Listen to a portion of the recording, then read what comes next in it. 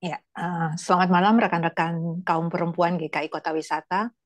Senang sekali bisa Malam, bertemu lagi, walau secara Zoom ya. Berharap semuanya dalam keadaan sehat. Mungkin ada yang bertanya-tanya juga, Min. kenapa Zoom lagi? Bukannya Februari lalu udah ada acara besar di rumah Bu Lili. Ya, tapi menurut info dari pengurus, kita akan ada kombinasi antara offline dan online. Jadi Maret April ini secara online, kemudian Mei offline lagi. Oke, ya kita akan masuk di dalam acara kita Persekutuan Perempuan kita malam ini. Saya berikan kesempatan kepada rekan-rekan untuk kita mengambil waktu teduh sejenak.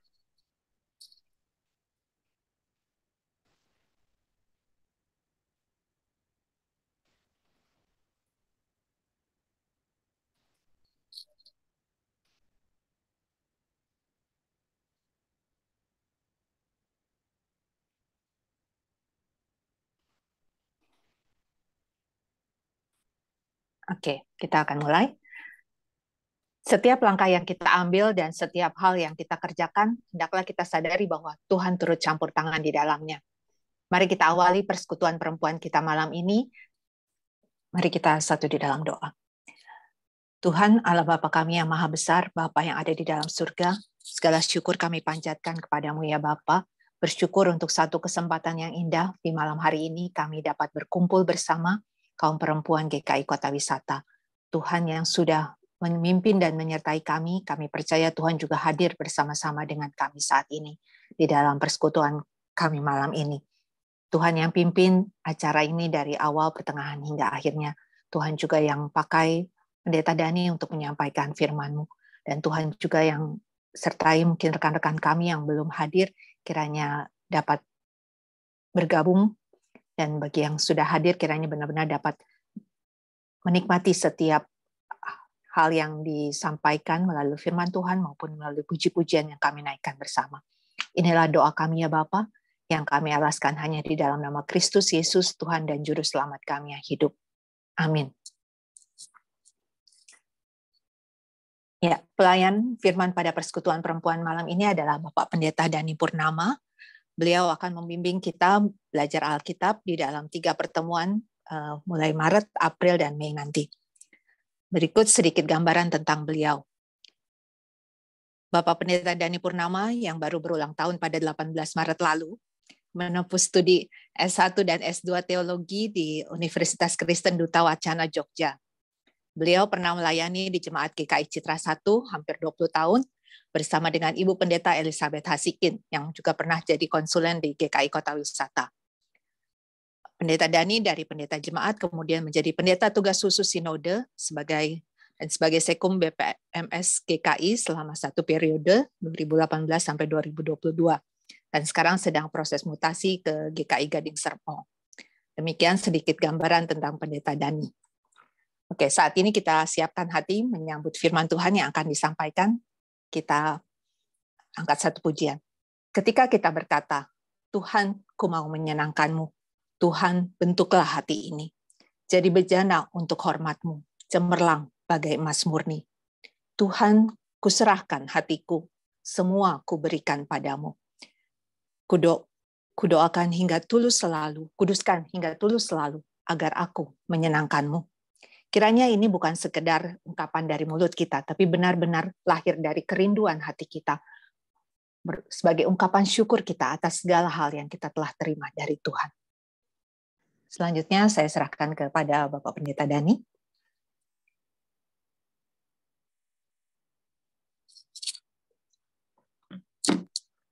Baik, selamat malam Ibu-ibu sekalian, kaum perempuan GKI Kota Wisata. Selamat malam. Terima kasih dapat kesempatan. Ini kali pertama saya mimpin, dulu sih KW disebutnya ya, Komisi Wanita ya, Pembaktian atau Persekutuan Wanita di GKI Kota Wisata. Dan perkenalan tadi masih kurang sedikit. Saya kami punya 2 orang anak. Yang satu laki-laki, namanya Putra. Saat ini sedang ikut Spirit of Adventure ini barengan sama teman-teman dari Kota Wisata. SMP Kota Wisata. Apakah ada ibu-ibu yang anaknya sedang ikut? Ke Malang ya Pak ya? Hah? Ke Malang, Ke betul. Malang, iya, iya. Ke Malang. Ya. Jadi satu grup dengan anak kami yang dari Gading Serpong. Oh iya, iya. Bahkan anak saya tinggal satu rumah dengan 2 orang rekan SMP dari Kota Wisata. Oh. Ya. Wah, anaknya siapa tuh? Jangan-jangan. Lalu anak kedua perempuan. Kalau tadi cowok Putra, yang cewek gampang, namanya Putri. Putra dan Putri.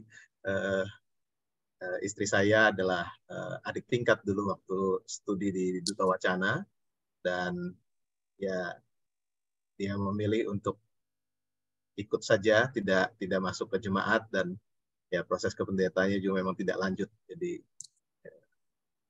menopang saja, melayani bersama-sama dengan saya dalam beberapa tugas pelayanan di jemaat. Nah, malam ini rangkaian pertama dari 3 seri kita akan bersama-sama belajar mengenai apa ini, ya topik yang hari ini landasannya soal mengasihi Tuhan, bulan depan tentang berjaga-jaga, dan terakhir bagaimana kita cerdik di tengah dunia yang makin licik ini ya, supaya kita bisa tetap jadi berkat. Nah baik, sebelum kita membaca dan merenungkan firman Tuhan, kita bersama-sama berdoa. Kita berdoa. Tuhan, kami mengucap syukur kalau pada malam hari ini kami boleh bersama-sama kembali bersekutu, berjumpa dengan saudara-saudara kami dalam persekutuan kaum perempuan GKI Kota Wisata. Kami rindu untuk mendengarkan sabda Tuhan di dalam persekutuan ini, dan biarlah Tuhan menyertai kami, Roh Kudus menerangi hati dan pikiran kami, supaya sungguh kami boleh mengerti apa yang Tuhan inginkan, untuk kemudian kami terapkan dalam kehidupan kami sehari-hari, terkhusus ketika kami menjalani peran sebagai perempuan, kaum perempuan di tengah keluarga kami. Menjadi ibu, menjadi istri, menjadi anak di tengah keluarga kami masing-masing. Kami memohon juga kekuatan dari Roh Kudus, agar kami bukan sekedar puas dengan mengerti firman Tuhan, tapi sungguh kami boleh memberlakukannya dalam kehidupan kami sehari-hari. Tolong hamba-Mu di tengah segala keterbatasannya, pakai dia untuk menjadi alat saja di tangan Tuhan untuk menyatakan kebenaran firman Tuhan. Firman-Lah ya Allah, karena kami siap untuk mendengar. Kami berdoa di dalam nama Tuhan kami, Yesus Kristus. Amin. Ibu-ibu, suara saya jelas terdengarnya? Cukup? Oke. Jelas, Pak. Ya. Saya menyiapkan slide, tapi biarlah kita ngobrol aja. Nanti slide saya bagi saja ya, Bapak ya, Ibu Bapak, Ibu-ibu. Kita baca dulu dari Yohanes 21 ayat 15 sampai 17. Yohanes 21 ayat 15 sampai 17.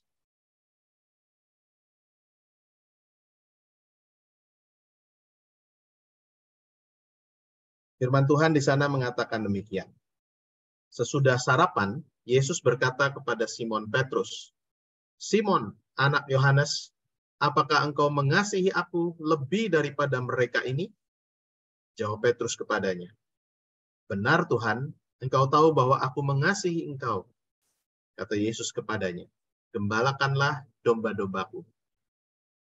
Kata Yesus pula kepadanya untuk kedua kalinya, "Simon, anak Yohanes, apakah engkau mengasihi aku?" Jawab Petrus kepadanya, "Benar Tuhan, engkau tahu bahwa aku mengasihi engkau." Kata Yesus kepadanya, "Gembalakanlah domba-dombaku." Kata Yesus kepadanya untuk ketiga kalinya, "Simon, anak Yohanes, apakah engkau mengasihi aku?" Maka sedih hati Petrus karena Yesus berkata untuk ketiga kalinya, "Apakah engkau mengasihi aku?" Dan ia berkata kepadanya, "Tuhan, engkau tahu segala sesuatu. Engkau tahu bahwa aku mengasihi engkau." Kata Yesus kepadanya, "Gembalakanlah domba-dombaku." Ibu-ibu yang dikasihi oleh Yesus Kristus, ini saya lupa, saya pernah cerita nggak dalam sebuah kebaktian di GKI Kota Wisata ya, tapi baik saya ulang.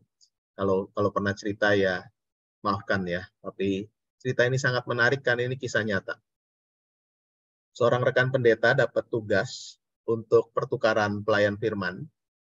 Dia tugas jemaatnya itu di Bekasi dan dia harus memimpin sebuah gereja pelayanan di kebaktian minggu di gereja di Cempaka Putih. Ya. Ini pertukaran se-PGIW Jakarta Raya. Ya. Jadi bukan GKI ini. Nah, rekan ini karena tidak bisa bawa mobil gereja, dia akhirnya naik bus dari Bekasi. Turun di stasiun Pasar Senen. Tasnya berisi toga, Alkitab, ditenteng. Itu turun dari bus, dijambret tasnya. Dijambret aja begitu. Dibawa kabur lari. Dan dia nggak sempat untuk ngejar, nggak ada yang nolong juga. Lalu dia lihat jam, aduh ini gimana ini? Kalau mau balik lagi ngambil perlengkapan ke Bekasi, ke pastorinya, nggak mungkin, masih terlambat. Jadi ya udah dia teruskan ke tempat dia dijadwal untuk pertukaran pelayan firman itu. Sampai di jemaat itu kemudian majelis jemaatnya bingung. Ini pendeta kok datang mau pelayanan tapi nggak bawa apa-apa ya. Pendetanya bilang, aduh tadi sebenarnya saya bawa banyak perlengkapan komplit di satu tas, tapi tas saya dijambret orang. Penatuannya ini bilang, di mana Pak? Di terminal Pasar Senen. Oke, ya udah Pak, gini aja. Bapak tunggu di konsistori, saya pinjemin Alkitab, Bapak persiapan. Kalau perlu jas ada juga di lemari. Silahkan dicari mana jas yang pas. Ada dasi juga. Akhirnya pendeta itu masuk ke konsistori, sementara penatua tadi mendekati organis gereja. Bisik-bisik sama organisnya. Lalu organis itu kemudian pergi keluar dari gedung gereja. Beberapa saat sebelum kebaktian mulai, penatua tadi datang ke Pak Pendeta bawa satu tas hitam. Pak Pendeta, ini tasnya bukan. Ya dari tampak luar itu tasnya dia. Gitu. Coba Pak dilihat isinya. Dilihat, wah toga dan Alkitabnya masih komplit. Ini gimana caranya? Kata pendeta ini bisa cepat sekali ketemu. Udah Pak, ini kebaktian mau mulai, jadi Bapak nanti aja saya ceritain. Pimpin aja dulu. Ya. Akhirnya selama kebaktian itu pendeta tadi bertanya-tanya di pikirannya, di benaknya, gimana caranya ini komplit balik bisa dengan cepat balik utuh. Selesai kebaktian, selesai salam-salaman, jemaat sudah pulang. Penatua tadi bilang, Pak, saya sekarang giliran mau cerita. Ini pergumulan di tempat kami. Bapak tadi perhatikan nggak organis hari ini? Pak Pendeta bilang, iya, saya perhatikan dan mainnya bagus. Organis gerejanya ini mainnya bagus banget. Ini mestinya main musik gereja tuh kayak gini, menurut pendetanya. Saya jarang ketemu pengiring pujian seperti ini. Bagus. Cuman Bapak tahu nggak? Dia itu selain jadi organis gereja, dia juga kepala copet di Terminal Senen. Ya, jadi kepala copet di Terminal Senen. Kalau kepala copet berarti dia tahu kan siapa anak buahnya yang tugas hari itu, dan karenanya dengan cepat dia bisa menghubungi untuk kembalikan tas itu sekarang juga. Beberapa dari antara kita mungkin geleng-geleng kepala dengar cerita ini. Beberapa dari kita mungkin senyum-senyum. Tapi ini kisah nyata. Saya dapat cerita ini dari pendeta Yefta Chandra. Ya. Yang kena ini adalah temannya, pendeta GKP. Ya, yang mengalami kejadian. Jadi ini kisah nyata. Kok bisa gitu ya? Orang yang melayani, pemain musik gereja yang punya peran penting sekarang dalam ibadah. Di GKI kan kita juga memaknai bahwa musik bukan sekedar tempelan, tapi ibadah itu berlangsung juga karena peran pelayan-pelayan ibadah termasuk pemain musik. Tapi kok bisa di luaran sana dia hidupnya jadi kepala copet, merugikan orang lain. Nah, bukankah dalam banyak hal sebenarnya kita mirip dengan kepala copet ini yang organis gereja juga? Mungkin kita nggak se-ekstrim itu. Kita nggak ironik itu ya, sebegitunya parah perbedaannya. Tapi dalam kadar-kadar tertentu, bukankah spiritualitas kita itu juga seperti tadi? seperti organis yang kepala copet, bisa punya wajah ganda atau terbelah lah gampangnya ya. Di hadapan Tuhan, di rumah ibadah kayaknya kita bisa begitu luar biasa melayani, luar biasa baik, luar biasa ramah, tapi begitu keluar dari gereja, balik ke kehidupan nyata, hidup kita kemudian berubah menjadi orang-orang yang seakan tak kenal Tuhan. Itu yang oleh Kenda Kresiden disebut sebagai fake Christianity.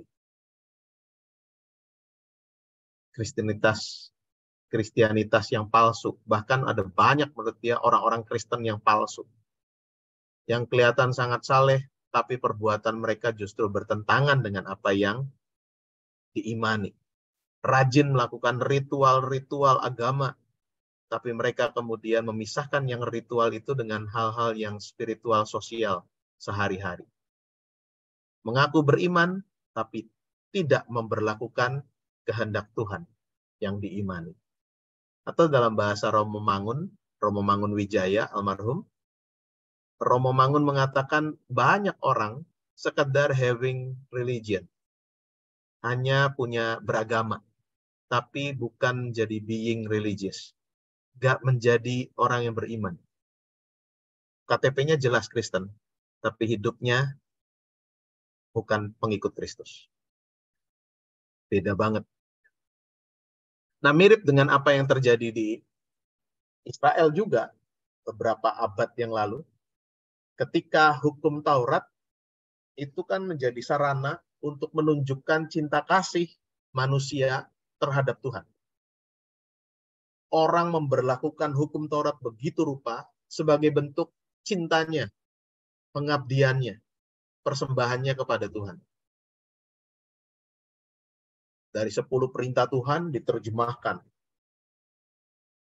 Bahkan kemudian dalam tradisi Yahudi muncul hukum, ada 613 hukum. Mitzvot namanya. Mitzvot ini turunan dari 10 perintah Tuhan, 613 hukum. Dan hebatnya, orang Yahudi itu demi cintanya kepada Tuhan memberlakukan betul semua-muanya itu dengan teliti. Terutama yang disebut orang Farisi, ahli-ahli Taurat itu ya. 613 itu terdiri dari apa saja? Nah, ini saya bisa share nggak nih? Nah, ini sekarang saya sedikit share ya. Bisa ya? Bisa, Pak. Bisa. Screen ya. Oke, siap. Tadi saya sudah siapkan, ini dia. Ya.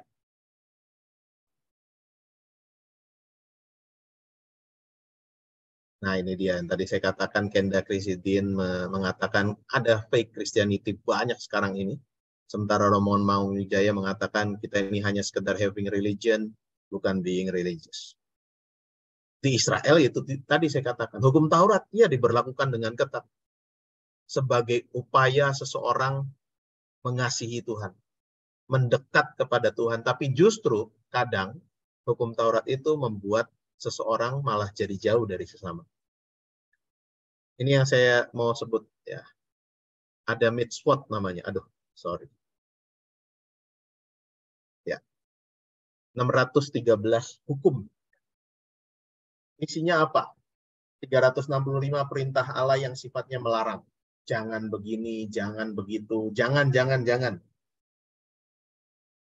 Kenapa 365? Itu sesuai 1 tahun. Jadi 1 tahun itu kira-kira 1 hari 1 hukum aja diberlakukan. Komplit tuh. Itu cara mereka untuk mempermudah ya. Nanti diulang lagi tahun depannya lagi, ulang lagi dari pertama begitu ya. 365 perintah Tuhan yang bersifatnya larangan. Tapi kemudian kalau 613 dikurangi 365 ya ada 248 perintah yang positif. Mendorong manusia untuk melakukan sesuatu. Ya. Mengerjakan hal-hal yang baik. Hendaknya kamu begini, hendaklah kamu begitu gitu ya. Itu ada 248. Kenapa 248? Ini dikaitkan dengan, nah ini dia pada waktu itu orang-orang di sana memahami ada jumlah organ vital manusia itu, tulang dan organ tubuh manusia itu berjumlah 248. Semua dihidupi dengan satu perintah yang positif. Jadi ini upaya untuk buat hukum jadi begitu mendarat. Dan hebatnya, 613 hukum ini diberlakukan dengan betul-betul. Misalnya hukum tentang Sabat. Itu mereka sampai detil. Tidak boleh mengangkat beban lebih dari sekian kilogram. Tidak boleh berjalan lebih dari sekian mil. Maka orang-orang Israel ketika mau beribadah pada hari Sabat, beberapa waktu sebelumnya sudah ada di sekitaran Bait Suci. Sudah ada di sekitaran Bait Suci itu supaya tidak jauh-jauh ketika mereka melangkah. Kemahlah atau ada di sekitaran sana. Yang repotnya lagi, ketika ada misalnya seseorang terperosok atau ya jatuh ke sebuah lubang, ketika dilihat, waduh, berat ini sih ya. Kamu beratmu berapa? 120, ditinggal sudah. Ya. Karena kalau ngangkat dia berarti saya bekerja. Berarti saya najis, saya nggak bisa ikut menjalani hari Sabat. Maka ada banyak kemudian hubungan relasi dengan sesama itu yang terabaikan demi menjalani hukum-hukum tadi. Kasih kepada Allah kemudian dipisahkan dari kasih kepada sesama manusia. Nah, bagaimana kemudian firman Tuhan hari ini berkisah? Ya. Perikop kita punya latar belakang tentang kondisi Petrus yang sedang galau sebenarnya karena tahu Tuhan yang dikasihinya mati. Walaupun ada kabar sudah bangkit. Ini kan nuansanya begitu ya. Ada cerita-cerita Yesusnya sudah bangkit. Nah, Petrus punya masalah lebih dari sekedar galau. Dia malu. Malu karena menyangkali Yesus 3 kali. Dan rasa malu itu menghakimi dirinya. Makanya ketika kemudian lontang-lantung mereka ini ya seperti layangan putus lah kira-kira. Yang paling pertama berinisiatif untuk melakukan sesuatu Petrus juga. Yohanes 21 ayat 1 mengatakan kemudian Yohanes 21 ayat 3 ya. Kata Simon Petrus kepada mereka, aku pergi menangkap ikan. Jadi karena rasa malu belum ketemu Yesus juga, Petrus kemudian berinisiatif balik lagi aja saya jadi nelayan. Balik lagi saya menangkap ikan. Saya ke laut. Rasa sesal, rasa malu itu membuat dia memutuskan balik ke kehidupan lama. Nah beruntungnya di tengah kondisi itu, ibu-ibu yang dikasih oleh Tuhan Yesus Kristus, Yesus datang menjumpai dia. Untuk memulihkan Petrus. Nah ini menarik ya. Yesus memang menanyakan hal yang sama. Sebanyak 3 kali. Kenapa 3 kali? Saya rasa untuk memulihkan juga 3 kali, 2 menyangkali. Ini 3 kali ditanya. Supaya kemudian dipulihkan lagi cintanya kepada Tuhan. Menarik sebenarnya kalau memperhatikan kata-kata secara khusus karena ini kita sedikit PA ya, saudara ya. Sebentar, saya mau tayangkan lagi yang tadi.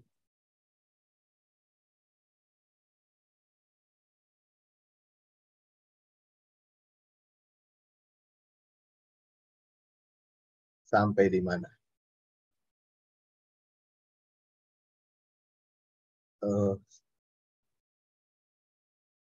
Oke. Nah, kalau kita baca bahasa Indonesianya, semua pertanyaan Yesus itu sama. Lalu setelah dijawab oleh Petrus, juga sama, mengasihi. Lalu cara Yesus mengatakan, gembalakanlah domba-dombaku, sama semua. Menarik nanti kalau saudara punya kesempatan, bacalah terjemahan baru kedua. Nah, sudah diperbaiki sebenarnya ya. Alkitab TB2. Di sini dikatakan 3 kali Petrus menyangkali Yesus. pertanyaan pertama dan kedua itu Yesus pakai kata agapos. Apakah engkau agape kepadaku? Jawab Petrus. Yesus bertanya. Apakah engkau agape kepadaku? Jawab Petrus, Tuhan, engkau tahu bahwa aku filia kepadamu. Itu pertanyaan pertama dan kedua sama. Yesus mengulangi lagi, apakah engkau agape padaku? Simon, anak Yohanes. Petrus jawabnya sama. Tuhan, engkau tahu bahwa aku filia padamu. Lalu setelah itu pertanyaan ketiga, Tuhan mengubahnya menjadi, apakah engkau filia padaku? Jawab Petrus, Tuhan, engkau tahu bahwa aku sanggupnya filia padamu. Memang berat, saudara ya, kalau ukurannya adalah kasih agape, itu kasih yang betul-betul pengorbanannya luar biasa, memberikan yang terbaik dalam kehidupan kita, kerelaan yang sangat besar, tidak mengharapkan balasan, tidak ada timbal balik, pokoknya saya mengasihi, dan itulah kasih agape. Dan ketika Tuhan 2 kali menanyakan kepada Petrus, apakah kau agape kepadaku? Petrus cuma bilang, aku sanggupnya filia Tuhan. Filia itu kasih persaudaraan, kasih yang timbal balik. Saya kasih ini, kadang kemudian kamu memberi sesuatu, saya menikmati, terus begitu. Kasih persaudaraan, kasih yang timbal balik. Bagaimana kemudian cara untuk betul-betul mengasihi Allah itu? Bagaimana Petrus diminta untuk mengasihi Tuhan? Caranya gimana? Abstrak sekali mengasihi Tuhan. Caranya gampang. 3 kali juga Yesus memberikan sebuah pemanggilan dan penugasan. Petrus dipanggil untuk peduli kepada sesamanya. Kepadanya diberikan kepercayaan dan tanggung jawab yang makin besar. Pertama-tama, ketika ditanyakan, apakah engkau mengasihi aku? Ya Tuhan, aku mengasihimu. Jawabnya, gembalakanlah domba-dombaku ya. Padahal kalau dilihat aslinya sebenarnya, berilah makan pada anak-anak dombaku. Itu pertama. Jadi kepada Petrus diberikan tugas untuk memperhatikan anak-anak yang kecil. Yang kedua, pertanyaan kedua dan ketiga, gembalakanlah domba-dombakunya, sudah lain. Pakai kata memelihara dan memberi makan domba-domba yang dewasa. Jadi kalau yang pertama itu lamb, yang kedua dan ketiga sheep. Ya. Beda sekali. Hanya dalam bahasa Indonesia kemudian dijadikan sama. Ya. Apa artinya ini? Kalau kemudian kepada Petrus diberikan tugas, ayo kalau kamu mau mengasihi aku, kamu beri makan pada anak-anak domba, dan kamu pelihara yang dewasa. Bagaimana dengan kita? Kasih kepada Tuhan itu artinya harus tampak melalui perbuatan nyata dan kasih kepada sesama. Gak gampang memang, tetapi memang itu yang bisa kita kerjakan. Kalau kepada kita kemudian dipertanyakan hal yang sama. Ibu-ibu, apakah engkau mengasihi aku, kata Tuhan? Lalu apa jawab kita? Apa yang kemudian bisa kita pelajari dari percakapan antara Petrus dan Yesus ini? Ada 2 hal sebenarnya. Yang pertama, mari kita membalas kasih Tuhan lewat kasih kita kepadanya. Dengan seoptimal mungkin semampu kita. Dalam Matius 22 ayat 37 dikatakan, kasihilah Tuhan Allahmu dengan segenap hatimu, segenap jiwamu, dan segenap akal budimu. Apa artinya? Hati itu pusat pemikiran, pusat perasaan, itu ada di situ. Jiwa itu sesuatu yang membuat kita hidup. Akal budi membuat kita punya kemampuan untuk berpikir dan membedakan kita dari binatang. Semua itu membuat keberadaan diri kita utuh ketika mengasihi itu. Tapi Tuhan juga tahu kesanggupan kita untuk mengasihinya tidak sama persis seperti kesanggupan dia mengasihi kita. Dari peristiwa Petrus ini kita belajar, Tuhan tahu betul itu. Ia tidak menuntut kita membalas kasih-Nya melampaui kekuatan dan kemampuan kita. Maka ketika kemudian Petrus bilang, aku filia Tuhan kepadamu, apakah engkau agape kepadaku? Aku filia Tuhan. Ya nggak apa-apa tuh. Lalu Tuhan yang kemudian mengubah pertanyaan, apakah engkau filia kepadaku, Simon Petrus? Ya Tuhan, engkau tahu aku filia kepadamu. Tuhan nggak menuntut sesuatu yang melampaui kemampuan dan kekuatan kita. Kalau boleh dikatakan, Tuhan bahkan menyesuaikan permintaannya kepada Petrus itu sesuai dengan kemampuan Petrus. Tuhan yang sama juga tahu kemampuan Ibu Kartika, Ibu Sinta, Ibu Evi, Ibu Natalia udah gabung belum ya? Ibu Natalia misalnya gitu ya. Tuhan tahu kemampuan saya juga. Maka dia tidak menuntut kita mengasihinya melampaui kekuatan kita. Sama seperti kepada Petrus. Dia hanya mau meyakinkan kita. Sungguh-sungguh nggak engkau mengasihi aku? Kalau sungguh-sungguh berarti sepenuh hati, sepenuh jiwa, sepenuh akal budi. Yang kedua, mari wujudkan kasih kepada Tuhan itu dengan memenuhi panggilannya, pengutusannya, mengasihi sesama. Caranya, nah kalau kepada Petrus diberikan tugas kan, kasih makan domba-domba kecil itu, pelihara yang dewasa. Nah, kalau kepada kita sebagai kaum perempuan, ini relevansi yang lebih cepat ya. Gembalakanlah domba-dombaku itu artinya apa tadi? Pada kita diberikan tugas untuk merawat keluarga, merawat anak-anak, memberi makan, dan memelihara yang dewasa. Sebuah tanggung jawab yang besar, karena di sana berarti bukan sekedar secara harfiah kasih makan, tapi juga ada mendidik, ada juga memberikan makanan rohani, ada juga merawat cinta kasih bersama dengan pasangan. Saya belajar banyak dari umat Yahudi. Mungkin kita merasa, saya kan nggak ngerjakan macam-macam, Pak, cuman ibu rumah tangga, sebentar, tunggu dulu ya.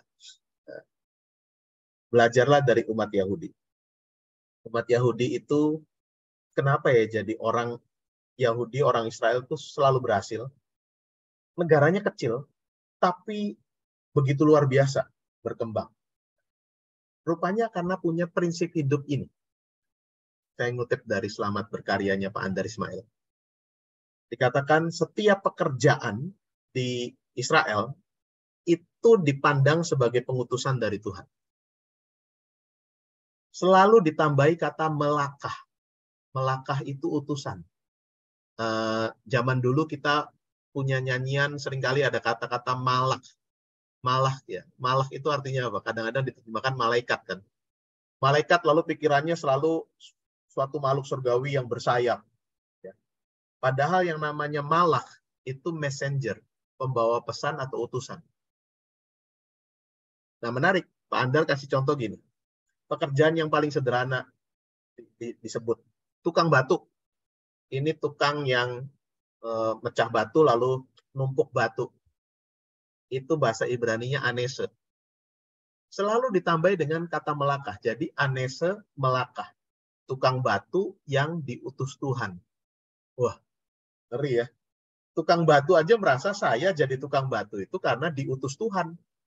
Lalu saya jadi tukang batu untuk bikin bangunan gereja ini karena saya diutus Tuhan. Kira-kira berani nggak dia korupsi pasir sama semen? Nggak berani. Karena dia tahu saya ada di situ karena diutus Tuhan. Ngedumel nggak? Saya cuma jadi tukang batu, mecahin batu. Bangunan gerejanya kecil lagi, bukan gereja katedral. Berani nggak dia ngedumel? Nggak berani. Karena dia tahu jadi tukang batu di tempat itu karena melakah. diutus Tuhan. Bayangkan kalau semua pekerjaan ditambahi kata melakah. Jadi dokter yang melakah. Dokter yang diutus Tuhan. Jadi guru yang melakah. Guru yang diutus Tuhan. Jadi guru penabur, jadi guru sekolah swasta, manapun.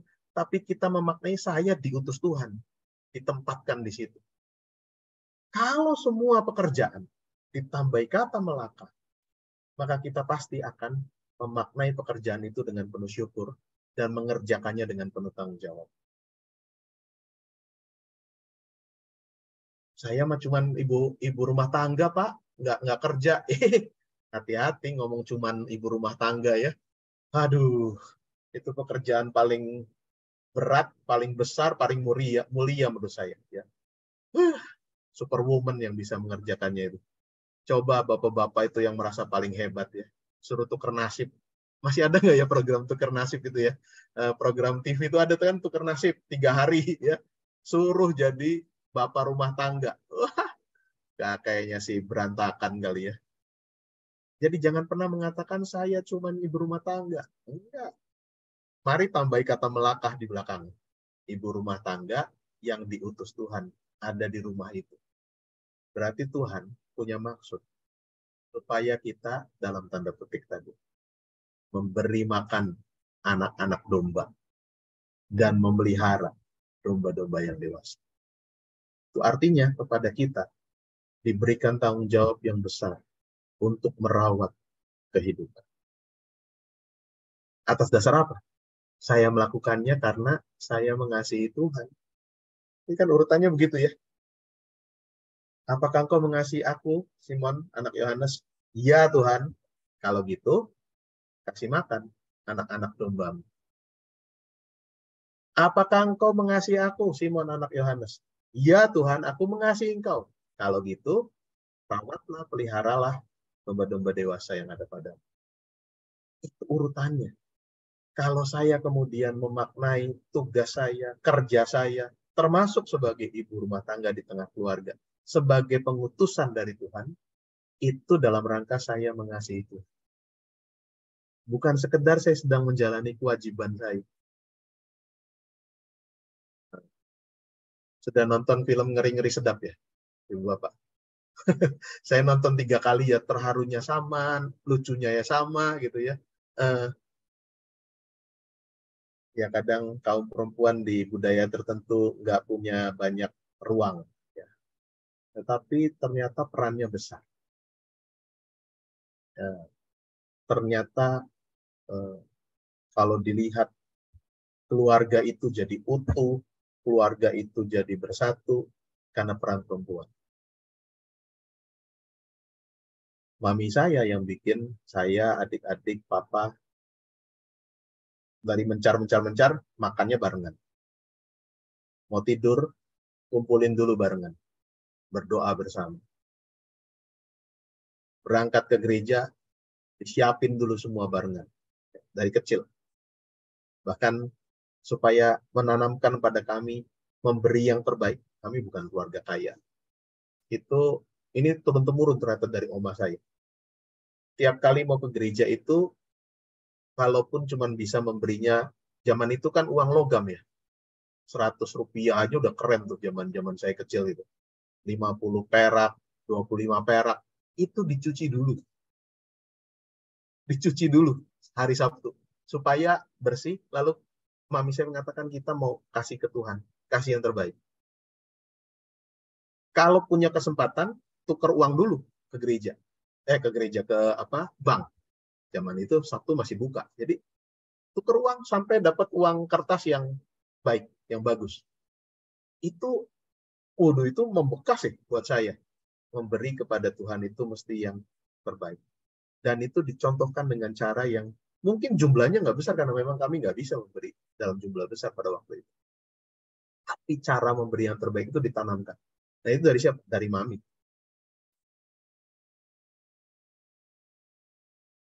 Baju ke gereja sama baju sekolah mesti beda. Benar ya? Sepatu juga sama. Sepatu ke sekolah sama sepatu ke gereja itu mesti beda. Kenapa? Karena ke rumah Tuhan beda sama ke sekolah. Anak saya sepatunya apapun sama. Yang beda kanan kirinya. Terus saya, aduh, anak sekarang pusing sih. Katanya sedang merayakan perbedaan. Ya. Disuruh ganti sepatu, enggak, enaknya ini. Aduh, gimana ini? Tapi yang begitu itu membuat terekam betul. Iya ya, mengasihi Tuhan mesti yang terbaik. Tapi juga ditanamkan bagaimana itu nyata dalam kehidupan sehari-hari.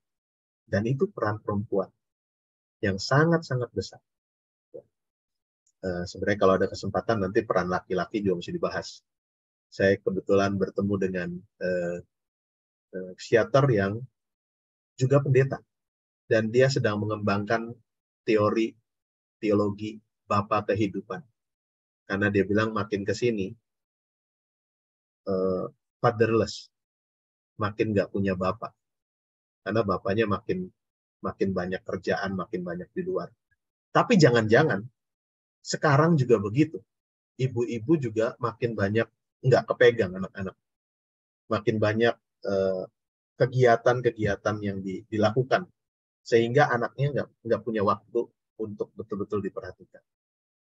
Nah, perintah Tuhan hari ini, tadi ya, gembalakanlah domba-dombaku tuh bisa diterjemahkan dua. Berilah makan yang sehat pada anak-anak dombaku, kata Tuhan. Dan rawatlah, peliharalah domba-domba dewasa yang ada pada tanggung jawab. Itulah bentuk nyata dari kamu mengasihi aku. Itu yang bisa saya share malam ini. Nanti ada satu tayangan penutup ya. Tapi katanya boleh dulu untuk tanya jawab ya. Silakan, siapa yang memandu Bu Sinta lagi? Ya, boleh.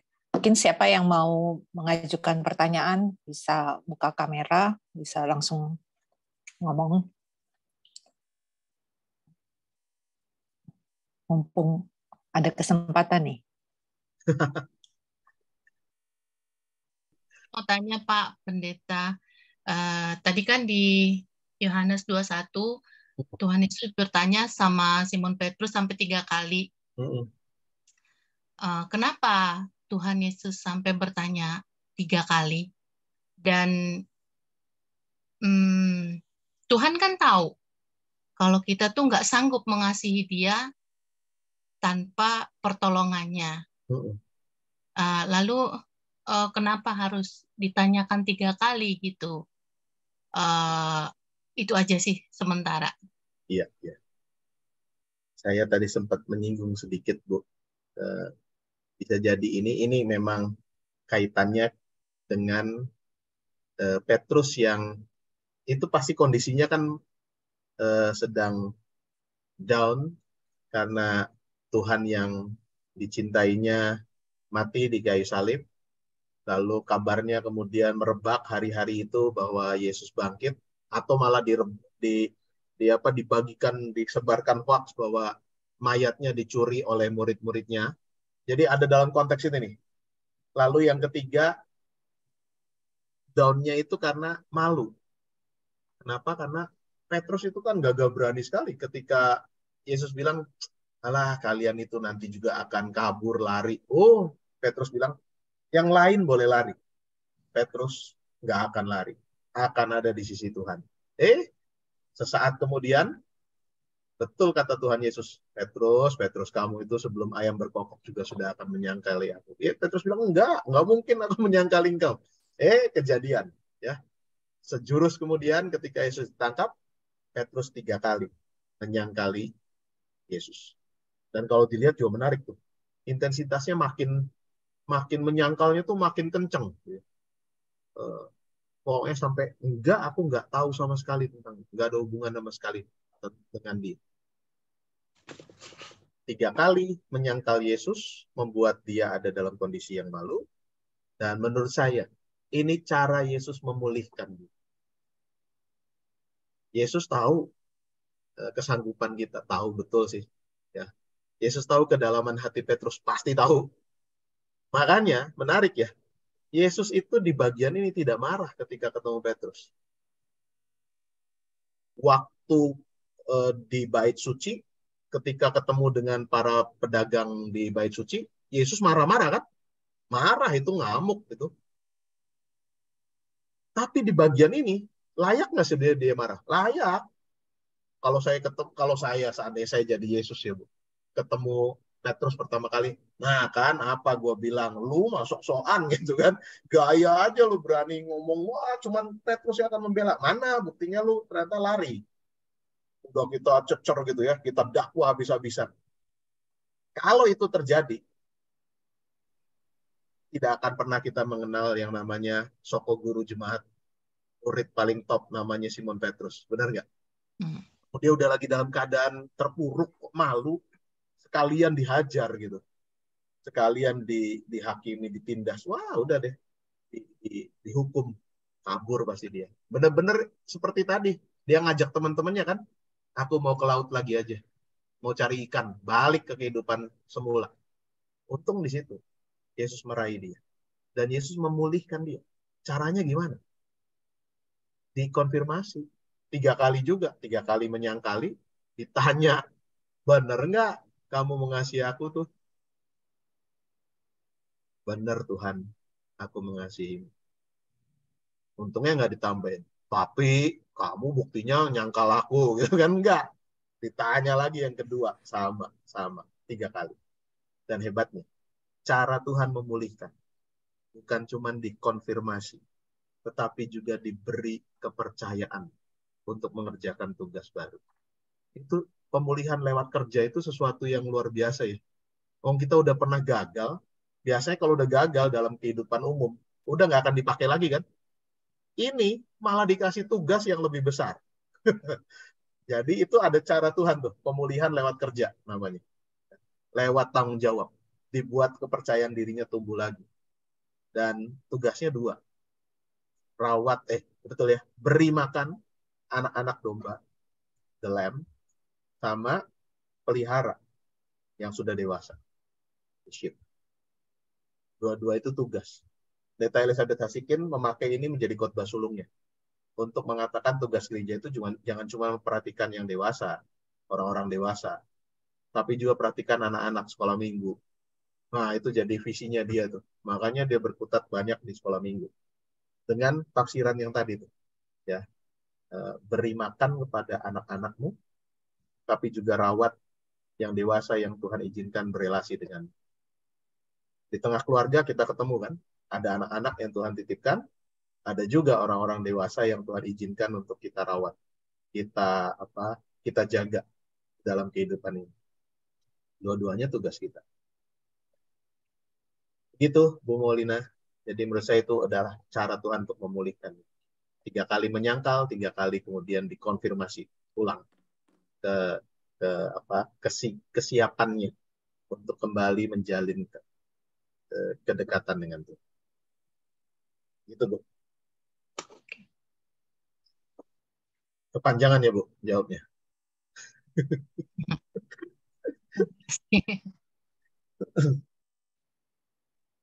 Saya mau tanya, Pak.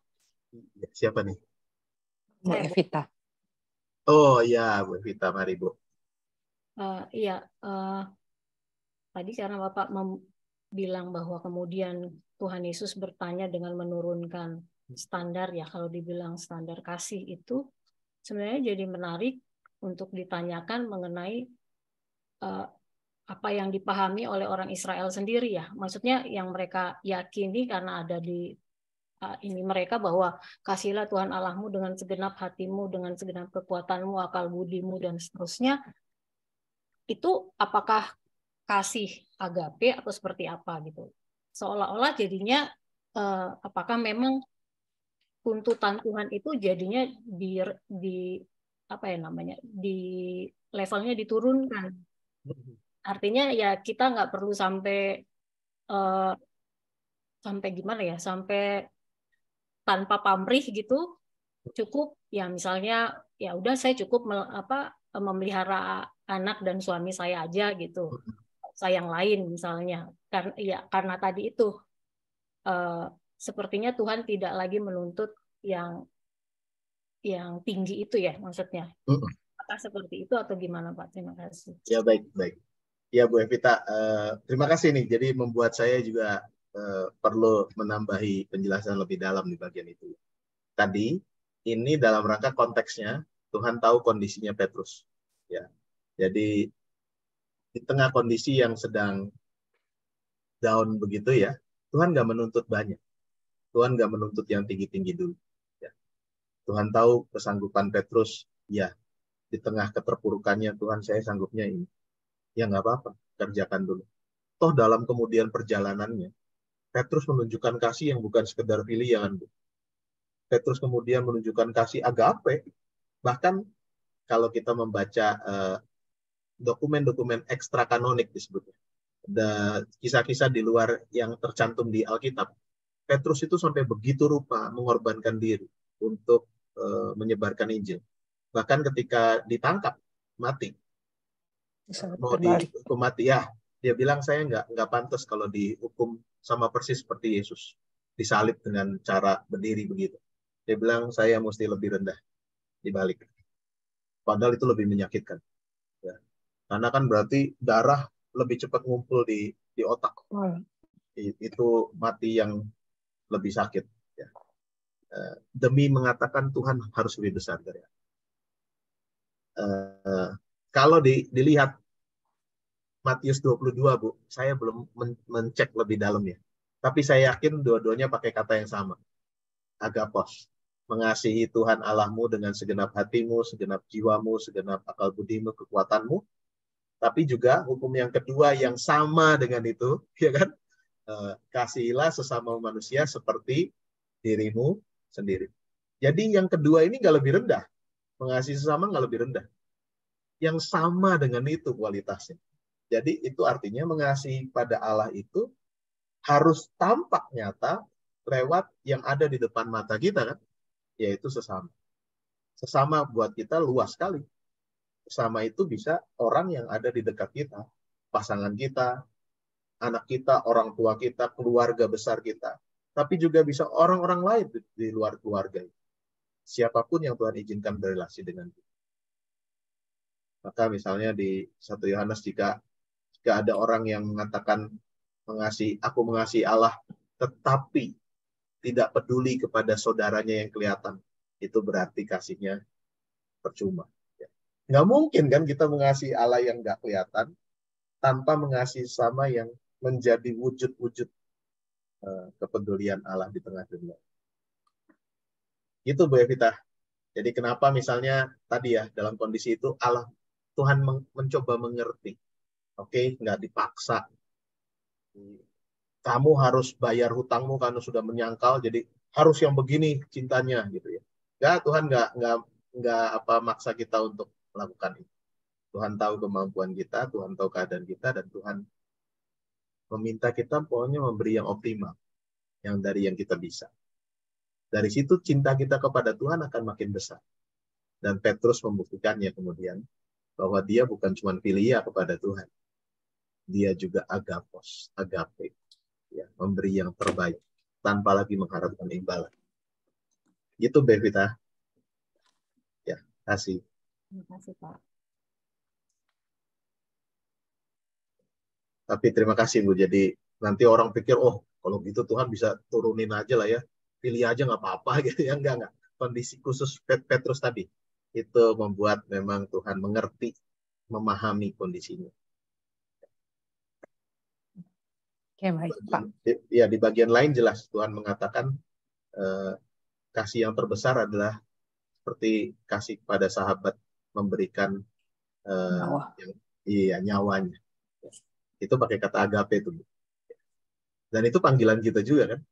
Tuhan memanggil kita untuk memberikan yang terbaik. Memberikan nyawa. Nyawa itu tidak harus dikatakan, kalau gitu kita harus mati dulu baru memberikan yang terbaik. Enggak. Yang terbaik itu apa sih yang kita punya? Uang, orang bilang dirampok habis-habisan juga, aduh nggak apa-apa. Untung saya selamat ya, nggak diapa-apain sama perampok.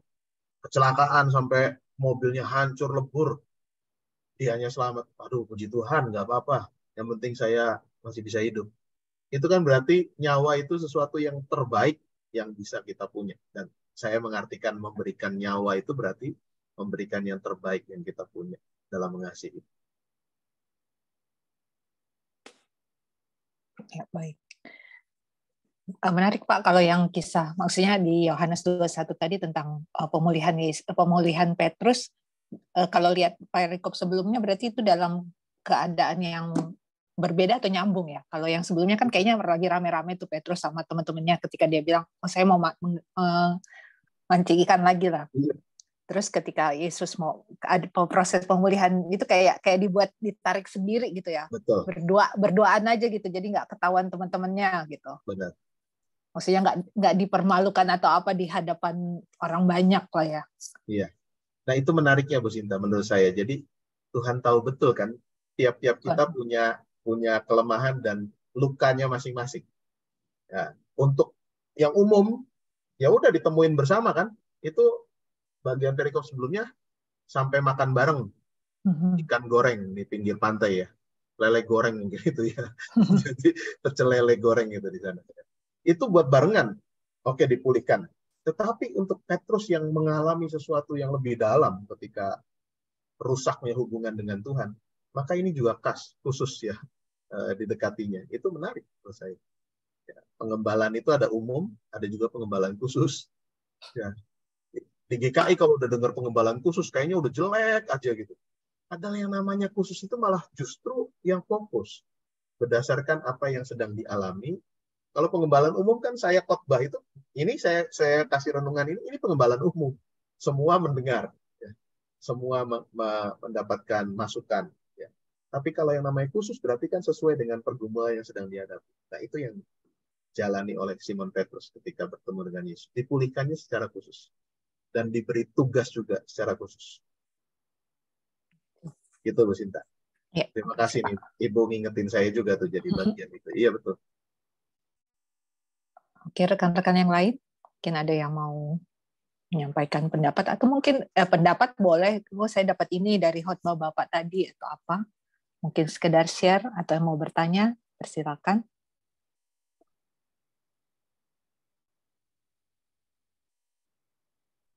Bu Sinta boleh tanya enggak? Boleh, Kak. Tapi mudah-mudahan Kakak mana wajahnya, Kak? sebentar, takutnya nge-lag Kak sebentar. Iya. Oke. Nggak apa-apa kalau nge-lag, Kak. Kali ini enggak, Pak. Oke. Ya.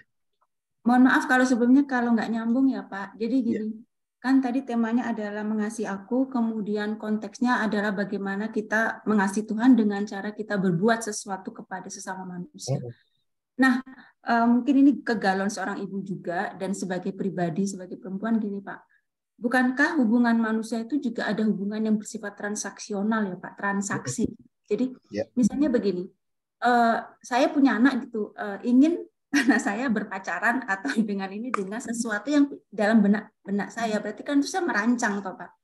Padahal kan ketika firman Tuhan katakan digembalakanlah, artinya bersyukur dengan Tuhan itu dengan melakukan sesuatu ya kalau bisa agape gitu, atau sesuatu cintanya itu ya tanpa seoptimal mungkin gitu. Tetapi hubungan manusia itu kan ya transaksi gitu. Nah, terus saya di umur saya segini pun saya memilih teman jadi dalam tanda petik transaksi gitu loh Pak. Sesuatu yang sifatnya menguntungkan dalam tanda petik ya, pergaulan, perkataan yang memang sesuai dengan saya. Nah, saya jadi kayak kesindir dengan firman malam hari ini, betapa berarti saya menjadi orang yang tidak sempurna lagi karena memang transaksi itu loh Pak. Karena sebenarnya pernikahan kita kalau mau jujur kan ya transaksi. Kak, saya harus orang Jawa gitu. Mohon maaf bukan Sarah ya. Saya mau nggak mau orang tua saya menyuruh saya dengan orang Jawa, berarti transaksi Pak. Transaksi dalam bidang budaya, transaksi dalam banyak hal gitu. Sedangkan kekristenan tidak ada batasan itu. Nah, bagaimana menurut Bapak? Mohon maaf kalau saya tutup kamera ya, takut jelek nanti. Iya, oke Bu. Baik Bu Linda. Nah, disitulah sebenarnya tadi saya katakan mengasihi Allah dengan segenap hati, segenap jiwa, segenap akal budi itu kan berarti seoptimal kita yang kita bisa. Dan Tuhan tahu kita juga punya keterbatasan. Nah, makanya saya menarik benang merahnya dengan bagaimana Yesus kemudian mengubah pertanyaannya dari apakah engkau agape kepadaku. Petrus jawabnya filia Tuhan. Filia itu kasih timbal balik, Bu. Jadi kasih persaudaraan betul, tapi itu kasih yang timbal balik, atau dalam bahasa tadi transaksional ya. Saya dapat, saya beri, saya dapat. Begitu. Itu kan hubungan manusiawi, kasih persaudaraan, ya. Hal yang wajar dan sangat manusiawi. Dan sampai kemudian ketiga kalinya Yesus mengatakan, kalau begitu apakah engkau filia kepadaku? Ya Tuhan, engkau tahu aku filia. Ya udah, jalanin. Tapi ingat, aku kasih pesan, kasih makan anak-anak dombamu, pelihara orang-orang dewasamu. Ya. Gembalakan mereka, kasih perhatian dan kepedulian pada mereka. Ya. Jadi, sekali lagi tadi pembelajarannya adalah Tuhan tahu betul sebenarnya kemampuan kita.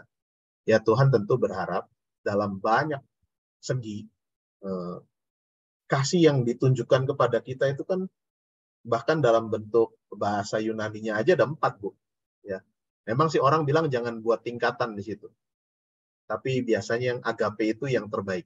Kasih yang memang tidak lagi memandang dapat imbalan apa enggak. Beri yang terbaik. Hubungan suami istri. Enggak mungkin cuma agape. Hubungan suami istri itu harus ada erosnya. Apa itu? Cinta birahi, cinta lawan jenis. Lah nggak mungkin kita bisa menikah kalau nggak ada dalam tanda petik cinta eros itu. Ya. Birahi jangan selalu dikaitkan dengan hawa nafsu binatang ya, Bapak Ibu ya. Ibu-ibu lagi salah Bapak Ibu, terus ibu-ibu sekalian ya. Eros itu kan cinta yang muncul karena ketertarikan pada lawan jenis. Itu eros. Jadi nggak apa-apa punya cinta eros. Bahkan saya mendorong anak saya yang cowok. Kamu seneng nggak? Dia duduk di gerbongnya itu, yang lain cowok-cowok, cewek-cewek, dia sama cewek nih, bolak-balik. Dia bilang, cakep nggak? Gitu ya. Kamu tertarik nggak? Gitu kan. Nggak apa-apa, karena memang itu cinta yang manusiawi juga. Cinta terhadap ketertarikan seksual terhadap lawan jenis. Lebih bagus toh. Makanya sekarang doa itu jangan cuma Tuhan, berikan anak saya orang yang seiman, kalau boleh sesuku, tambahin. Kalau boleh bukan cuma seiman sesuku, tapi lawan jenis juga Tuhan. Ya. Karena kalau sejenis repot nanti kitanya ya, bahwa betul sekarang sih ada perjuangan. Aduh, tetapi dulu Bapak Ibu-ibu belum nyampe ke situ ya, pergumulan teologis kita gitu. Jelas sih. Kalau ditanya GKI akan gimana? Udah jelas. GKI Tata Gereja Tata Laksananya masih bilang pernikahan gerejawi dilayankan kepada satu orang laki-laki dan satu orang perempuan. Jelas. Jadi nggak akan ada yang begitu-gitu selama beberapa tahun ke depan selama tagar talaknya belum diubah. Jadi nggak apa-apa juga tuh tadi Bu Linda ya. Ada cinta storge. Storge ini cinta kakak adik. Ya itu perlu. Cinta filia ini dengan orang lain timbal balik. Ya nggak apa-apa. Tapi dalam semua cinta itu berikan yang optimal. Dengan sepenuh hati, sepenuh jiwa, sepenuh akal budi kita. Dan Tuhan tahu sampai kadar mana kita dituntutnya untuk melakukan sesuatu. Enggak dalam semua segi kita sanggup untuk melakukan yang agape itu. Iya, dia juga tahu. Jadi, itu maksud saya Bu ketika tadi mengatakan ya, ada seakan-akan kualitas yang diturunkan. Enggak sebenarnya. Tuhan kemudian mengubah pertanyaan menjadi jenis kasih yang lain. Ya. Kasih yang pada saat itu lebih dimungkinkan dikerjakan oleh Petrus di tengah keterpurukan, yaitu kasih persaudaraan. Di tengah dia sedang terpuruk, kasih persaudaraan itu sangat penting, membuat dia punya saudara yang membuat dia tumbuh, dia pulih, saling menguatkan. Bu Linda, itu jawaban saya. Apakah nyambung, Bu? Iya, sama-sama, Bu.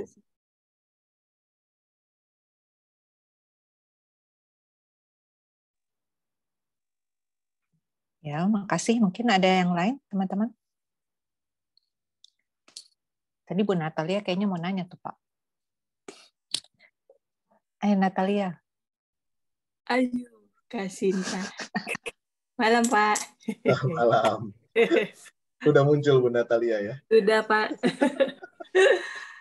Aduh. Bingung, Pak. Saya sebenarnya mau nanyanya nih. Nanyanya tuh lebih kepada teknis ya, Pak ya. Sebenarnya kan tadi Bapak bilangnya suruh memelihara orang dewasa ya, Pak ya. Domba-domba Gitu. dewasa. Nah, ini maksudnya memeliharanya bagaimana gitu, Pak? Memberi apa tadi yang awalnya tuh Memberi makan, Bu. Iya, memberi makan dan memelihara orang dewasa. Ya. Iya, maksudnya tindakan nyatanya gitu, Pak. Iya sih ya. Ini kan memang dalam konteks sebenarnya tadi menggembalakan jemaat. Kalau konteksnya Petrus ya, jadi memberi makan kepada anak-anak domba, berarti itu kaitannya nggak cuma memperhatikan yang gede-gede aja lah kira-kira di tengah jemaat, tapi juga perhatikan anak-anak. Itu pas banget tuh dengan konteks gereja tertentu yang kita seringkali memberikan porsi sangat besar pada pembinaan-pembinaan kaum dewasa, tapi tidak memberi ruang untuk memberi makanan rohani kepada anak-anak kita. Ya. Sekolah minggu sih ada memangnya, tapi kadang-kadang tidak dipersiapkan dengan sungguh-sungguh. Syukur sekarang sih GKI memang terkenal sekolah minggunya baik. Ya. Tapi kadang-kadang ada yang ya tadi tuh sampai harus diingatkan, beri makan juga anak-anak dombamu. Nah untuk yang dewasa itu dua-duanya ada, Bu. Beri makan dan rawat yang sheep, domba-domba dewasa. Jadi diberi makan juga sama makanan yang sesuai umurnya, yang sehat untuk pembinaannya, tapi juga dirawat. Jangan cuman dijaring untuk jadi anggota gereja, tapi nggak dirawat. Ini problem juga di gereja. GKI termasuk di dalamnya. Menjaring orang tuh banyak. Gak apa-apa Bu Natalia, tadi Bapak mau ikutan gitu ya. Biar saya tuh punya temen, Bu. Oh iya. Aduh, saya tadi berharap udah ada temen satu ya, malah diusir Bu ya. Aduh. Balik lagi ini problem ya di kita juga. Kita tuh seneng ngumpulin banyak, tambah jumlah, tapi perawatan terhadap anggota gereja itu kurang. Ya. Seneng nambah katekisasi jumlahnya tambah banyak, tapi sudah itu apa? Kadang-kadang jadi karung bolong gereja. Ini dalam konteks gereja ya Bu ya. Dijaring, tapi karungnya bolong. Hilang lagi itu. Apalagi anak-anak muda. Sekarang cenderungan di GKI katanya anak mudanya makin hilang. Iya, karena nggak dirawat. Nah, bagaimana dengan konteks sekarang? Kaum ibu di tengah keluarga misalnya gitu ya. Ya kalau mau ditarik dengan kenceng cepet tadi adalah ya ingat ada anak-anak yang perlu diperhatikan, diberi makan. Beri makan ini berarti kan bukan sekedar fisik, kasih makan yang 4 sehat 5 sempurna gitu ya, tapi juga makanan-makanan yang tepat untuk pertumbuhan rohaninya, pertumbuhan imannya. Ya. Saya sendiri ngerasa saya nggak bisa betul-betul ngikutin mama saya. Tadi saya ceritain misalnya. Kalau mama saya tiap malam ngumpulin kami untuk baca Alkitab dan berdoa. Jangan pikir karena saya pendeta, lalu keluarga kami, idealis gitu ya. Baca Alkitab tiap malam. Kadang banyak bolongnya juga, Ibu Bapak. Ya. Nah itu dia. Kadang kita tuh perlu ada waktu yang khusus untuk memberi mereka juga makanan. Makanan rohani yang tepat dalam merawat anak-anak. Sementara anak-anak kita dijejali dengan makanan yang banyak dari luar sana. Ya. Dengan hadirnya bahasa ini AI, dengan chat GPT-nya, itu lebih ngeri lagi ke depan nih berarti kan. Kalau dulu kan kita cuma cari informasi di Google, tanya Om Google, Tante Yahoo begitu ya, munculnya sedikit-sedikit. Kalau ini, saya butuh narasi tentang ini. Keluar, jeng. Bahannya ini. Anak-anak kita dicekoki banyak sekali makanan dari luar sana. Makanan sehat yang dari kita apa? Gitu kan. Bagaimana dengan orang dewasa? Sama sih. ya orang dewasa yang Tuhan izinkan hadir dalam rumah tangga kita, ya pasangan. Ya. Atau juga bisa jadi ada orang-orang lain yang Tuhan izinkan masuk tengah keluarga kita, entah orang tua, ponakan, itulah orang-orang dewasa yang Tuhan izinkan hadir di tengah keluarga kita. Nah, merawatnya, berarti kan ini kalau ini kaitannya nanti merawat hubungan dengan pasangan, merawat hubungan dengan keluarga besar ya, itu juga punya sesi tertentu. Kalau mau ditarik praktis ya Bu Natalia. Jadi kira-kira ya begitu yang bisa dikerjakan. Kalau makanan untuk anak-anak, rasanya tadi makanan rohani mesti lebih banyak lagi kita. Itu jadi kegundahan saya sekarang. Bagaimana saya membekali anak-anak saya dengan hal-hal yang tetap kuat filternya di tengah begitu banyak makanan lain yang tersaji di depan, di tangan dia, yang udah nggak ada batasnya sekarang. Kalau zaman kita kan mau cari hal-hal yang nggak bener susah, mesti sumput-sumputan gitu ya. Lah sekarang nggak usah sumput-sumputan, datang dalam genggaman di HP. Apa yang bisa kita lakukan? Memotong itu nggak mungkin, memagari, bentengin nggak mungkin. Berarti kan memberi filter yang kuat kepada anak-anak. Sembari ngasih, ayo ini bacaan yang sehat yang bisa kita konsumsi. Saya baru terharu. Baru kali minggu lalu mimpin persekutuan guru di sekolah anak saya. Persekutuan guru di SMPK Gading Serpong. Lalu selesai itu guru fisika nemuin saya. Pak, anak Bapak itu pernah saya tegur. Loh kenapa, Miss? Dia mungkin frustasi dengan soal fisika, akhirnya dia malah buka Alkitab, dia baca. Saya loh, ya terharu, ya merasa malu. Saya pulangnya saya tanya, Kak, kamu baca Alkitab pernah baca Alkitab di pelajaran? Pernah ya. Dia ngaku pas pelajaran apa? Fisika. Saya tanya kenapa? Memang udah mentok, udah nggak bisa lagi.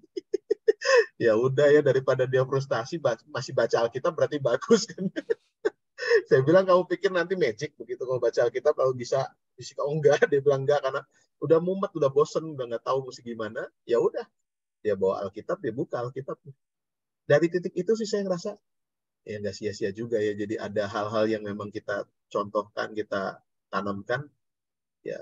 Di tengah dia mentok mungkin ya sudah, dia cari apa yang mesti dia kerjakan. Salah satunya buka itu. Lebih baik dibanding buka yang lain. Buat saya. Itu Bu Natalia. Iya Pak. Kalau seandainya nih Pak ya, pertanyaannya sih kayaknya ini banget gitu. Tuhan tuh hukum nggak ya Pak? Tuhan hukum kita nggak ya kalau kita tuh nggak, kan tadi kan disuruh memelihara, memperlengkapi lah gitu ya, memperlengkapi keluarga, kan seperti yang Tuhan bilang kan suruh memperkatakannya terus gitu kan. Iya. Pada saat apa, pada saat apa berulang-ulang. Iya. Itu kalau kita nggak lakukan seperti yang Tuhan mau, Tuhan hukum kita nggak ya Pak? Gitu maksudnya. Iya. Ada ganjarannya nggak sih gitu kan? Kalau kadang kan kita gini, kalau ada dikasih tahu nanti Tuhan hukum kan kita jadi takut kali ya gitu. Jadi akhirnya kita gini, waduh iya nih saya harus belajar nih mengajari anggota keluarga kita gitu kan, memperkatakannya gitu. Karena kan salah juga kalau kita nggak menyampaikan. Ya. Gitu. Berarti kan kita nggak melakukan yang sesuai Tuhan mau dong, gitu. Nah jadi saya tuh gini, ya saya juga banyak kurangnya. Cuman kalau saya pikir gini, kalau pas lagi nggak, aduh ini kayaknya nggak sesuai nih, aduh nanti Tuhan hukum nggak ya, aduh nanti Tuhan marah nggak ya, gitu kan. Jadi suka ribet sendiri nih, mikir gitu. Ya. Kayak gitu tuh Pak. Iya. Kalau Tuhan dikit-dikit marah, sebenarnya kita udah habis dari dulu ya. Karena kita kan nggak pernah benar sebenarnya, nggak pernah nggak pernah utuh ya. Jadi kalau ukurannya salah dihukum, begitu nggak beres langsung diganjar, kayaknya pola hubungan itu udah nggak seperti itu hubungan Allah kita dengan kita ya, kita dengan Bapa kita. Bahwa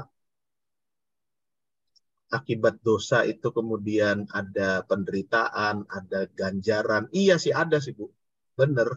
Tapi jangan kemudian dengan cepat, misalnya kemudian ya, ada satu persoalan lah muncul gitu ya, sakit aja. Tuh, ini pasti sih karena saya melanggar sih, saya nggak lakukan. Jadi dikaitkan langsung dengan dosa tertentu gitu.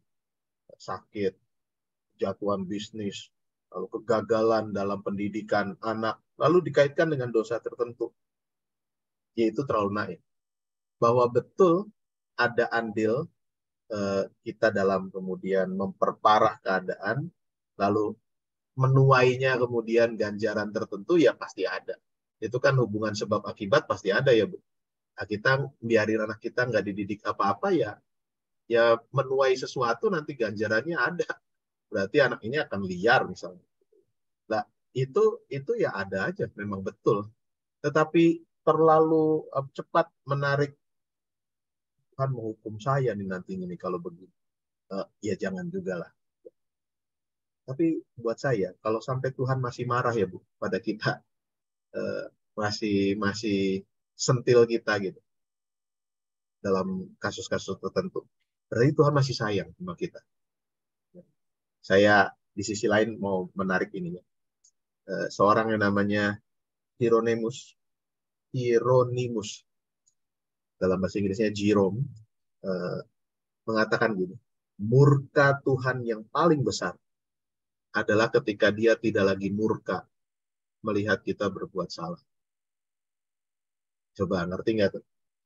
Murka Tuhan yang paling besar adalah ketika Dia tidak lagi murka melihat kita melakukan dosa dan kesalahan. Udah dibiarin, masa bodoh. Nah itu udah Tuhan udah murka banget.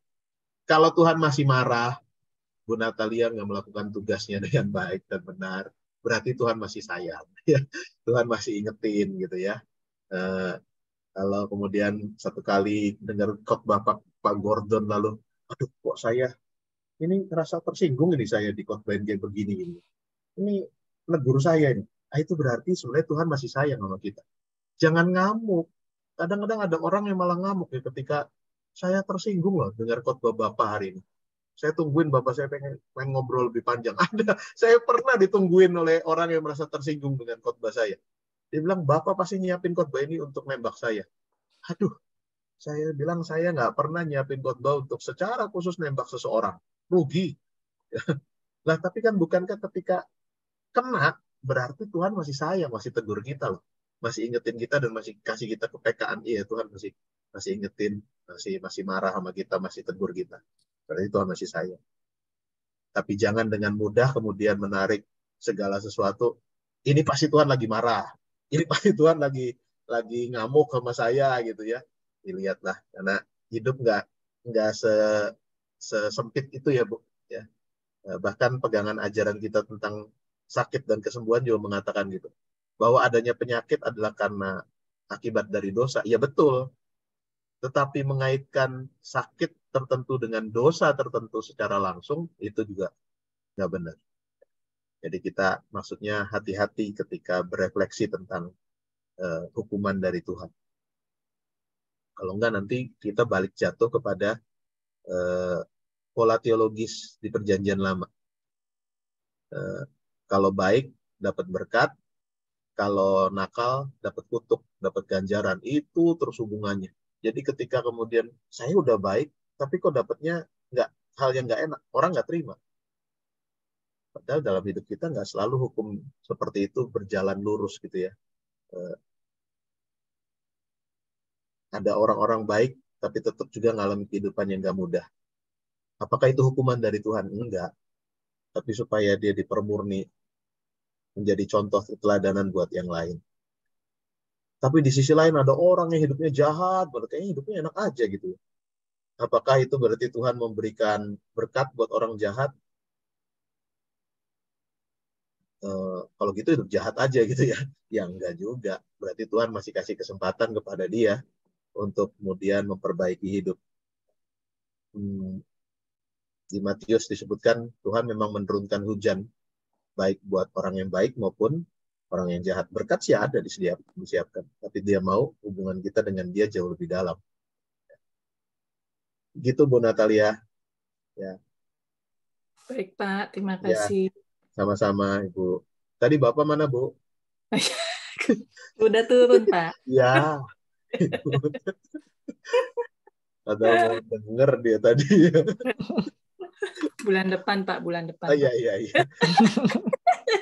Ada sedikit lagi Pak. Enggak, Iya. pengen mungkin ada benar Bu Maulina. Betul. Bu Evita. Bu Evita. Oh, Bu Evita. Ya. Jadi artinya maksudnya Tuhan akan memulai dari di mana kita berada gitu ya Pak, kasih kita. Enggak, artinya karena tadi kan ada kalimat timbal balik transaksi seolah-olah filia itu lebih buruk daripada eros gitu. Atau yang mungkin eros lebih ini apakah memang atau sebenarnya itu kasih itu sebenarnya sama dengan kasih apa ya bilangnya? Itu kasih tapi mungkin kayak ada levelnya atau gimana saya kurang paham. Iya. Lalu berarti tapi tuntutan Tuhan tetap sama ya Pak. Maksudnya pada akhirnya dia ingin yang terbaik. Yang kasih yang sampai yang apa ya? Yang kalau kayak Petrus sampai memberikan nyawa gitu ya. Ya dengan konteks masing-masing lah gitu. Apakah seperti itu gitu. Karena Bu Linda tadi ada contoh dari Bu Linda gitu tentang relasi dengan teman, dengan suami juga atau sama keluarga ada transaksi. Dan kemudian kita melihatnya itu buruk gitu. Apakah memang itu buruk atau ya itu Tuhan juga terima, tapi ya jangan sampai di situ aja, harus semakin bertumbuh kali ya, mungkin semakin bertumbuh atau gimana gitu. Makasih Pak. Ya baik. Nah itu dia tadi justru saya merasa diingatkan oleh Bu Linda. Iya, mesti mengatakan jangan sampai ini jadi kayak level. Ya, keempat kasih itu mesti ada Bu dalam hidup kita. Ya, nggak ada yang lebih, maksudnya ini paling buruk nih. Eros itu paling buruk. Kadang ada yang menafsirkan gitu ya. Cinta karena ketertarikan fisik itu paling buruk. Enggak. Gimana kita jatuh cinta kalau nggak tertarik secara fisik? Ayo, setiap kita kan gitu kan ya. Walaupun menurut orang lain sih, cewek yang saya cintai ini nggak ada menariknya. Buat saya menarik. Nah, itu cinta eros. Itu anehnya kan. Kenapa ya si ini cocoknya sama itu? Itu karena ketertarikan fisik. Itu eros. Itu juga perlu dalam hubungan kita dengan pasangan. Dengan kakak adik, itu yang namanya storge. Hubungan cinta kakak beradik. Itu perlu dong. Ya, kalau kakak adik malah punya cintanya eros ya malah bahaya dong. Gitu ya. Jadi ini sesuai konteksnya aja begitu. Lalu dengan orang lain, kasih persaudaraan dengan orang yang di luar keluarga kita, filia tadi. Dan itu kasih yang memang timbal balik, saling memberi, saling menerima. Nggak salah, enggak. Tapi kemudian Tuhan memberi satu teladan, contoh, kasihlah seperti aku mengasihi. Aku memberi perintah baru. Yohanes 13 ya. Hendaklah engkau saling mengasihi seperti aku mengasihi kamu. Jadi Tuhan kemudian kasih satu standar dengan contoh. Seperti aku mengasihi kamu, itu kasih agape. Bisa diupayakan. Banyak gagalnya, iya, kita bukan Tuhan Yesus gitu ya. Nggak apa-apa.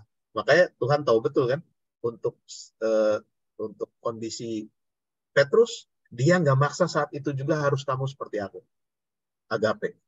Ya, kamu filia, nggak apa-apa, kerjakan bagianmu. Kamu punya kasih persaudaraan yang saling menguatkan dengan yang lain. Dan pada akhirnya kemudian kan bisa bertumbuh cinta kasih itu. Memberi yang terbaik. Jadi, thank you Bu Evita juga ngingetin saya lagi. Tidak ada tingkatan mana lebih buruk dari yang lain. Tapi yang Tuhan minta pokoknya gini, kasihilah dengan segenap hatimu, segenap jiwamu, segenap akal budimu, segenap kekuatanmu kalau di perjanjian lama. Itu berarti artinya kasihi dengan seoptimal mungkin dengan apa yang ada padamu. Ya, Tuhan nggak minta lebih dari kemampuan kita. Gitu, Bu.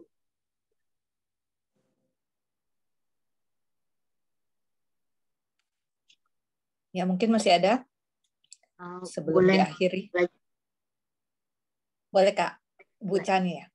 Lagi ya. Jadi selamat malam Pak Pendeta. Ini mungkin agak melebar ya. Jadi kan tema kita kan engkau mengasihi aku ya. Gitu kan. Jadi saya mau bertanya juga membuat saya paham ya. Ada banyak tren akhir-akhir ini saya melihat bahwa pernikahan beda keimanan. Nah, saya sendiri kan anak saya di sekolah ada yang Katolik, dan saya juga punya teman-teman. Saya punya teman yang memang mereka beda. Jadi mamanya Muslim, papanya Katolik. Jadi mereka punya perjanjian hitam di atas putih. Iya, iya. Dan sudah di confirm dengan gerejanya, dengan bahkan ke paus ya, Vatikan gitu. Boleh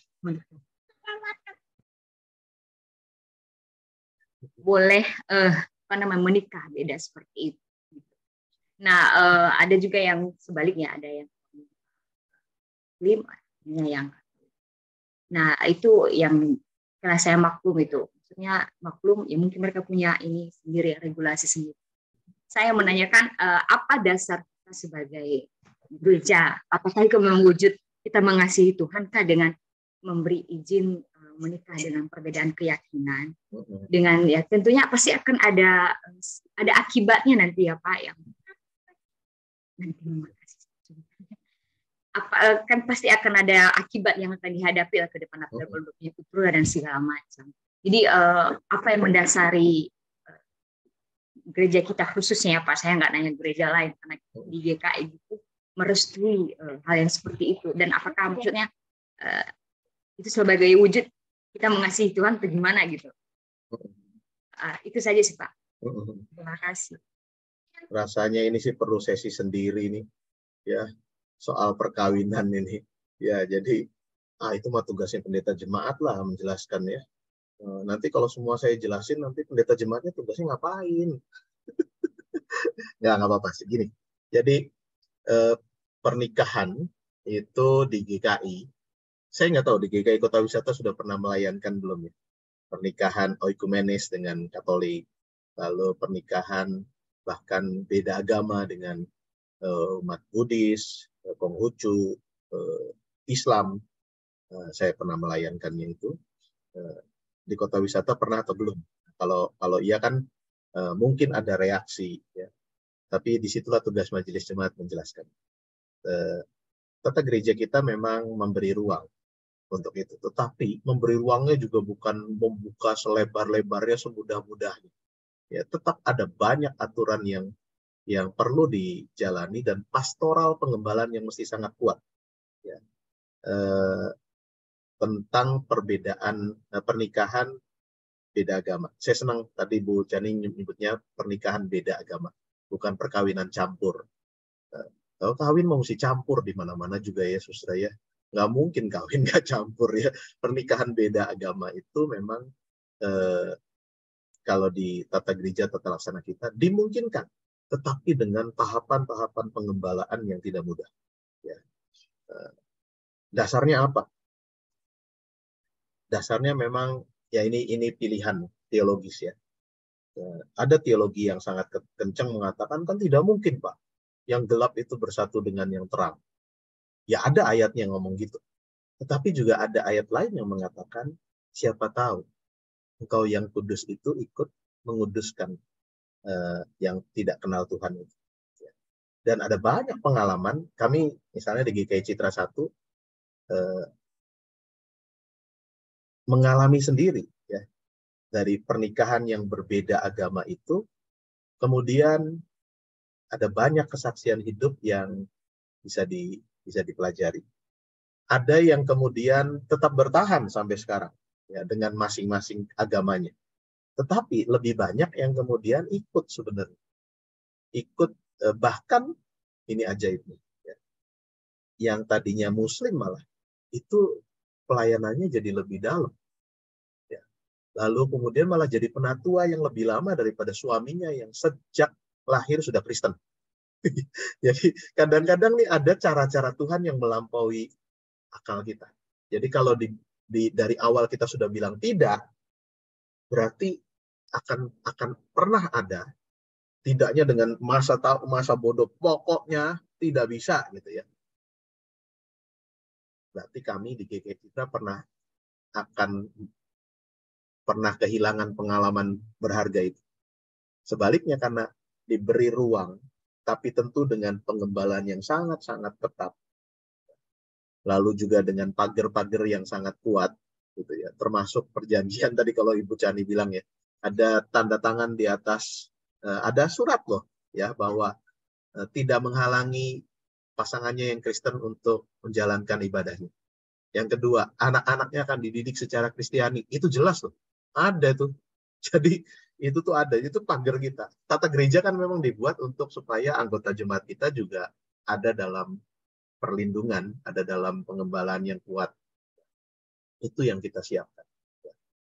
Sejauh mungkin sih kita memang menganjurkan untuk tetap cari yang satu keyakinan supaya memang ya, tidak membuat hidup lebih mudah, tetapi ada banyak hal yang bisa dikerjakan dengan lebih sejalan. Ya, itu ya. Apakah kemudian menjamin kalau beda agama itu pasti ada banyak persoalan? Enggak juga. Apakah menjamin yang satu agama kemudian bebas dari masalah? Enggak juga kan. Ya, jadi memang ini masalah penyiapan bagaimana pasangan ini masuk dalam. Nah, itu dia pengembalaan yang mesti kuat. Makanya buat kami, kalau ada yang beda agama itu, biasanya jauh lebih lama penyiapannya. Kan tata gereja kita mengatakan cukup 3 bulan. Sebelumnya udah masukin, oh kalau beda agama, kemudian kita minta lebih. Saya pernah menyiapkan, orang tuanya bilang kan cukup 3 bulan. Saya bilang enggak. 1 tahun saya minta. Marah orang tuanya. Ya terserah, orang tuanya mau marah, mau enggak. Saya berdasarkan dukungan dari MJ mengatakan, saya perlu waktu untuk lebih menyiapkan anggota kita yang Kristen. Supaya nggak malah kebawa ke sana. Kacau kan kalau gitu ya. Dan hasilnya mengembirakan sekarang. Saya dengar justru yang Muslim itu malah ikut. Ya. Waktu menikah masih beda. Tapi kemudian yang Muslim itu ikut. Dan aktif sekarang. Ikut persekutuan-persekutuan. Nah bayangkan kalau dari awal kita bilang tidak bisa. Ya. Berarti ada satu kesempatan untuk meraih yang kemudian tertutup. Jadi, tapi sekali lagi, ini bukan suatu yang kemudian dibuka juga lebar-lebar dengan gampang gitu ya. Enggak. Ada proses pengembalaan yang mesti bertanggung jawab. Terutama untuk menguatkan anggota jemaat kita yang Kristen. Itu Bu Chani ya. Terima kasih. Saya sih coba lebih paham ya, karena memang kita bukan istilahnya Tuhan yang bisa menentukan ya, maksudnya nasib ke depan seseorang itu. Jadi dalam hukum sendiri sebisa mungkin tidak memberikan hukuman mati ya, biar bisa ada pertobatan. Iya, betul. Hanya tidak memberi kesempatan. Hanya memang hukum negara kita makin ke sini makin membuat hal itu tidak mungkin sebenarnya terjadi. Jadi dulu-dulu kan ada misalnya pencatat sipil yang masih mau tuh beda agama nanti dengan catatan bahwa dia sedang belajar agama Kristen gitu. Nah itu mau tuh. Sekarang dengan Katolik pun itu dianggap beda agama. Dan ada hukumnya kan, beda agama ini berarti prosesnya lebih susah lagi. Malah nggak mau dicatatkan. Sebenarnya bisa, tapi kan lewat, waduh jalurnya jadi panjang. Pengadilan lah segala macam. Bahkan dengan Katolik pun kita dianggap beda agama. Ini mungkin salahnya kita juga ya orang-orang Kristen. Kita kan semestinya menyebut, Katolik itu kan Kristen Katolik, kita ini Kristen Protestan. Sama-sama Kristen gitu. Cuman karena dari dulu Orde Baru menggaungkan 5 agama besar, sekarang 6 agama besar. Itu kan dari dulu udah dipisah kan? Kristen, sendiri, Katolik sendiri gitu. Lalu jadilah dua agama yang berbeda gitu. Kita sama-sama pengikut Kristus. Ya, ada dalam budaya-budaya tertentu memang akhirnya kita masih mewarisi pertengkaran masa lalu. Orang Katoliknya ngelihat kita orang Protestan itu tukang protes, aliran sesat gitu kan. Nggak pantas agamanya dianggap nggak benar, lalu pernikahannya dianggap nggak sah. Itu masih ada orang Katolik ini, masih ada pastor yang berpikir gitu, masih. Di tempat kita pun sama akhirnya.